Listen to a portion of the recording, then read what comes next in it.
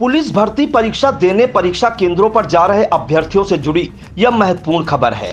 दरअसल यूपी के महाराजगंज में जो कुछ हुआ वह चर्चाओं में आ गया है। यहाँ एक युवक सिपाही भर्ती परीक्षा देने के लिए गया। उसके पीछे उसकी पत्नी ने अपने आशिक को ससुराल बुला लिया। मामले का खुलासा तब हुआ जब देर रात ससुराल वालों ने बहू के कमरे से अजीब सी आवाजें सुनी। ससुराल वालों को लगा कि पता नहीं कमरे में क्या हो रहा है, बहू ठीक है या नहीं। ऐसे में वह देर रात ही बहू के कमरे में चले गए। वहां उन्होंने देखा कि बहू अपने आशिक के साथ रंगरेलियां मना रही थी। फिर क्या था, सभी के होश उड़ गए, पैरों तले जमीन खिसक गई और आंखें खुली की खुली रह गईं। ये पूरा मामला महाराजगंज जिले के श्याम देवरवा थाना क्षेत्र के एक गांव से सामने आया है। यहाँ एक युवक उत्तर प्रदेश पुलिस आरक्षी भर्ती की लिखित परीक्षा देने गया हुआ था, मगर उसे अंदाजा भी नहीं था कि उसके पीठ पीछे उसकी पत्नी इतना बड़ा कांड कर देगी। दरअसल पति को घर में नहीं देख पत्नी ने रात में ही अपने प्रेमी को अपने ससुराल बुला लिया।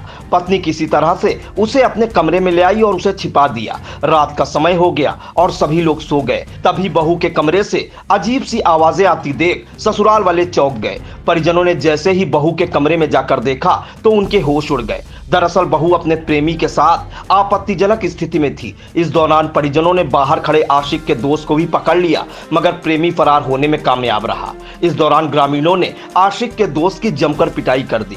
इसके बाद आशिक को भी पकड़ लिया गया। इस पूरे मामले पर प्रभारी निरीक्षक राहुल शुक्ला ने बताया कि पीआरवी 2 युवकों को लेकर थाने आई है। घर में दोनों पकड़े गए हैं, पूछताछ की जा रही है। दोनों पक्षों को आमने सामने बुलाकर बात की जा रही है। आगे जो भी होगा कार्रवाई की जाएगी। ब्यूरो रिपोर्ट, आई इंडिया।